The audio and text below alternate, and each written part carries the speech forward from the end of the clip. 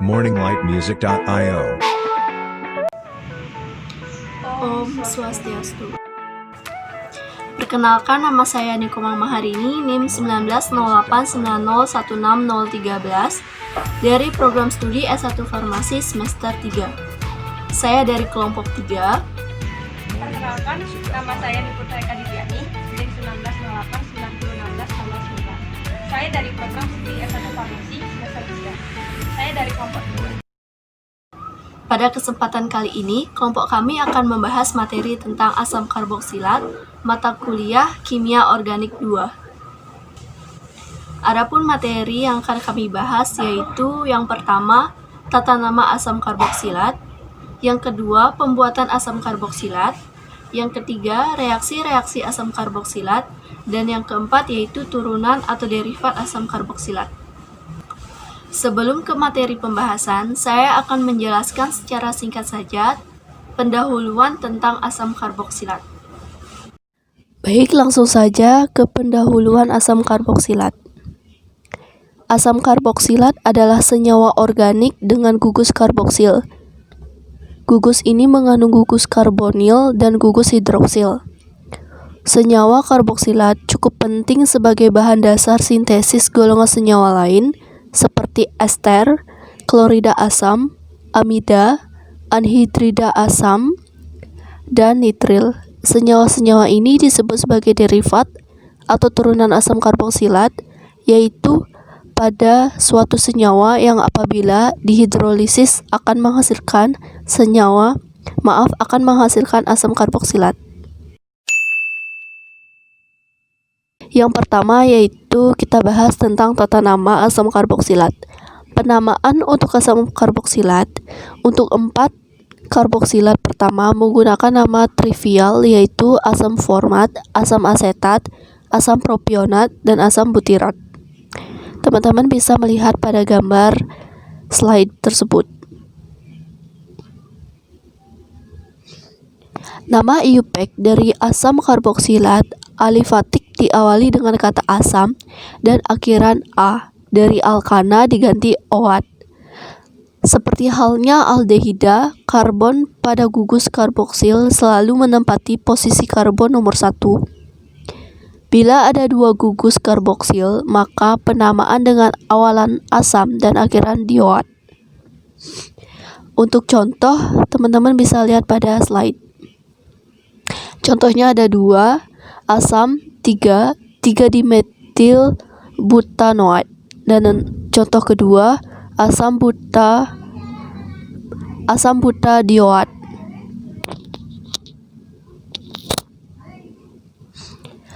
Gugus karboksil atau CO2H yang terikat pada suatu cincin, maka penamaannya menggunakan awalan asam dan akhiran karboksilat. Untuk contoh ada di slide.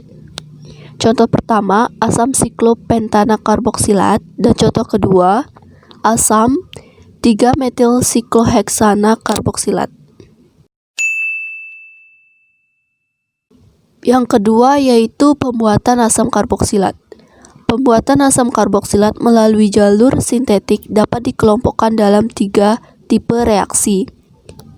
Yang pertama, hidrolisis derivat asam karboksilat. Yang kedua, reaksi oksidasi. Dan yang ketiga, reaksi Grignard. Yang pertama yaitu hidrolisis. Hidrolisis adalah reaksi yang melibatkan air dengan katalis asam atau basa. Reaksi hidrolisis dari beberapa derivat asam karboksilat dapat digambarkan sebagai berikut. Untuk gambar, teman-teman bisa lihat pada slide.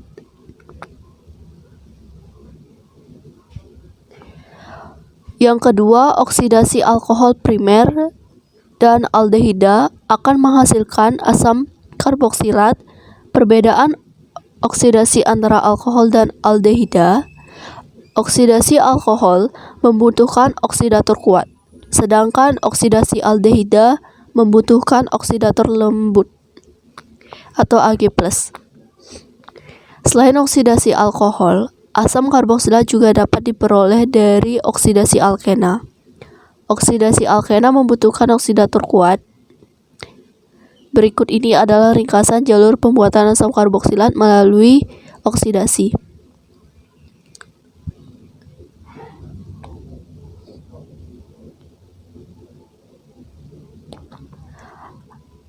Asam karboksilat dapat dibuat melalui jalur reaksi dengan reagensia Grignard. Pada reaksi ini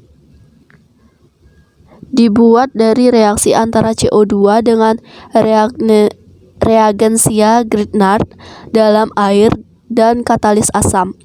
Secara umum, reaksinya dapat digambarkan sebagai berikut.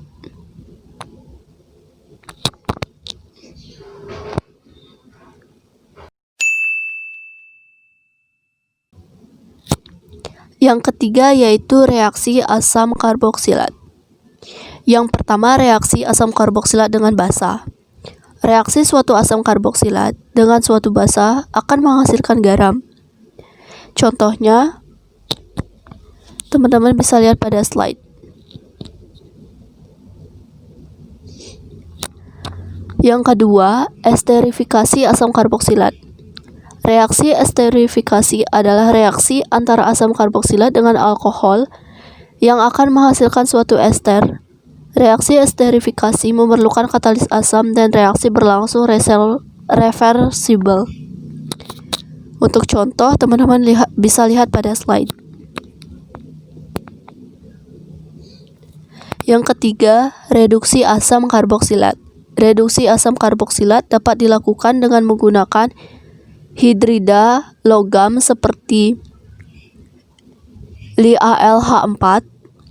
LiAlH4 akan mereduksi gugus karboksil langsung menjadi gugus CH2OH. Reduksi ini juga akan mengubah gugus-gugus fungsional karbonil lain dalam molekul.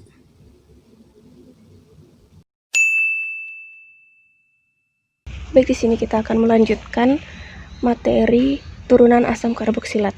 Jadi di sini itu kita akan membahas ada 5 ya. Yang pertama yaitu ester, yang kedua ada halida asam karboksilat, yang ketiga ada anhidrida karboksilat, yang keempat ada amida, dan yang terakhir adalah nitril.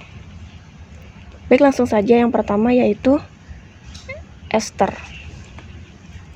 Jadi berdasarkan susunannya, ester itu terbagi atas 3 golongan, yaitu sari buah-buahan, lemak atau minyak, dan lilin. Sari buah-buahan yaitu ester dari alkohol suku rendah atau tengah. Ester ini mempunyai aroma yang sedap, banyak digunakan dalam pemberian aroma makanan dan juga parfum. Yang kedua ada lemak dan minyak, yaitu ester dari gliserol dan asam karboksilatnya itu suku tengah atau tinggi.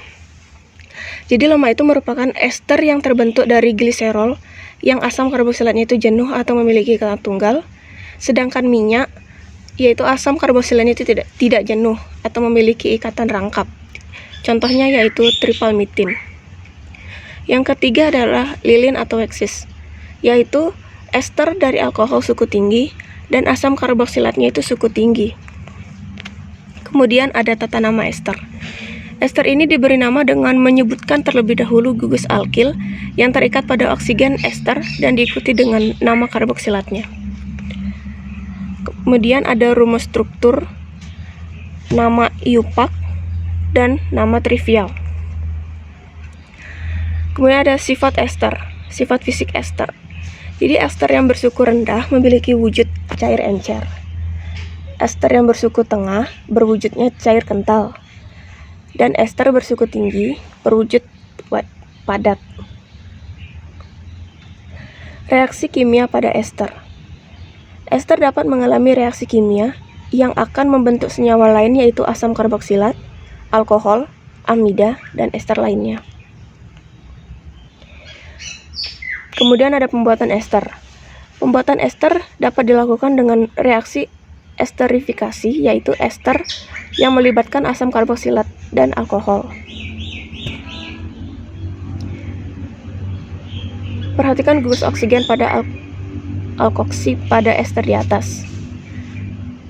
Atom O pada ester berasal dari alkohol, bukan dari asam karboksilat. Gugus OH dari asam karboksilat akan bergabung dengan hidrogen atau H+ dari alkohol sehingga akan dilepas molekul air. Lanjut ke halida asam. Jadi halida asam ini adalah derivat asam karboksilat yang paling reaktif di antara semua derivat asam karboksilat.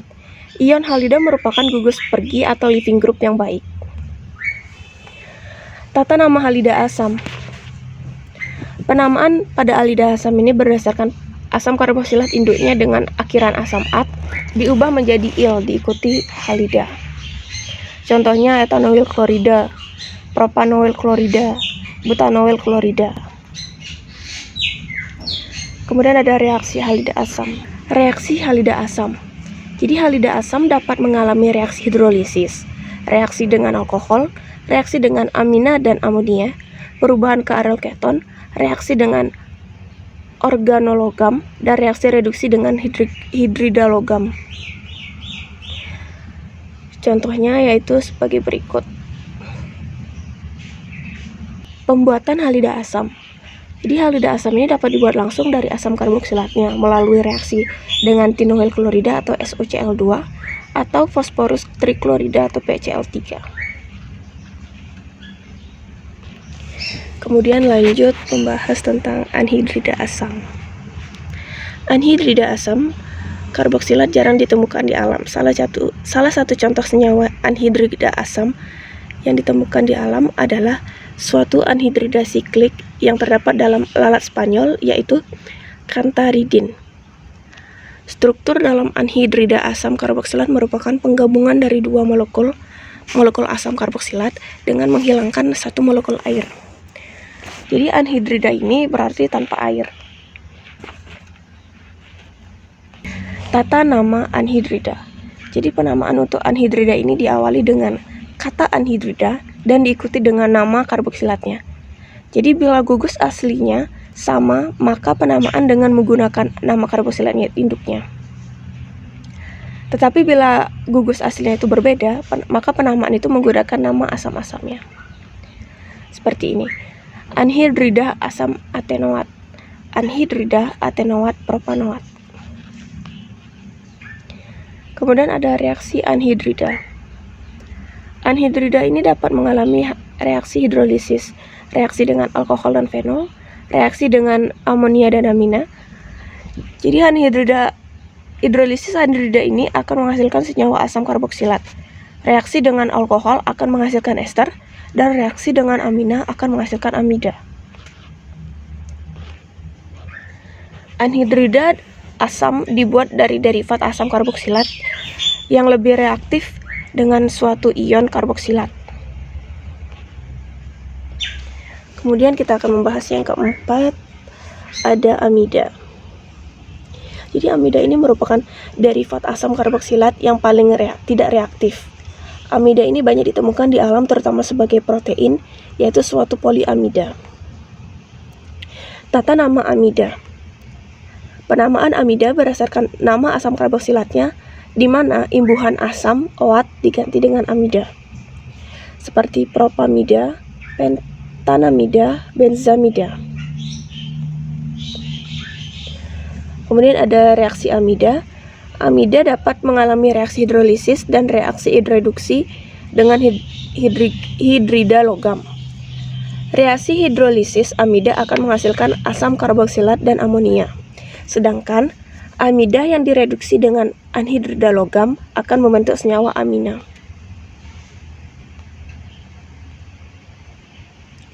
Pembuatan amida. Pembuatan dapat dibuat dari turunan asam karboksilat dengan amonia. Kemudian yang terakhir ada nitril. Jadi tata nama nitril itu pemberian nama dengan menggantikan imbuhan asam at menjadi akhiran nitril atau onitril. Dari nama IUPAC ini, etanam nitril, benzena karbonitril, nama trivial, asetonitril, dan benzonitril. Pembuatan nitril, substitusi nukleofilik atau SN2 antara anion CN dan alkil halida primer. Yang kedua, dehidratasi terhadap amida primer menggunakan SOCl2, P2O5 atau anhidrida asetat atau prosedur umum pembuatan nitril. reaksi nitril. Jadi di nitril ini ada hidrolisis nitril. Reaksi hidrolisis ini terjadi dalam larutan asam maupun basa. Hidrolisis asam. Mula-mula akan terbentuk amida yang akan terhidrolisis lebih lanjut menjadi asam karboksilat dan ion amonium. Kemudian hidrolisis basa. Adanya basa mengubah nitril menjadi ion karboksilat dan amonia. Dengan pengasaman ion karboksilat diubah menjadi asamnya. Reduksi nitril. Dengan bereaksi LiAlH4, nitril direduksi menjadi amina primer. Bila dipakai reduktor Dibach, yang akan terbentuk adalah aldehid. Dengan reaksi Grignard, nitril ini akan menghasilkan keton. Baik, terima kasih atas perhatiannya dan telah menonton video dari kami. Mohon maaf jika ada kesalahan kata, penulisan, ataupun sedikit kesalahan materi. Di sini kami sama-sama belajar. Jika teman-teman memiliki masukan atau saran, bisa disampaikan kepada kami. Terima kasih.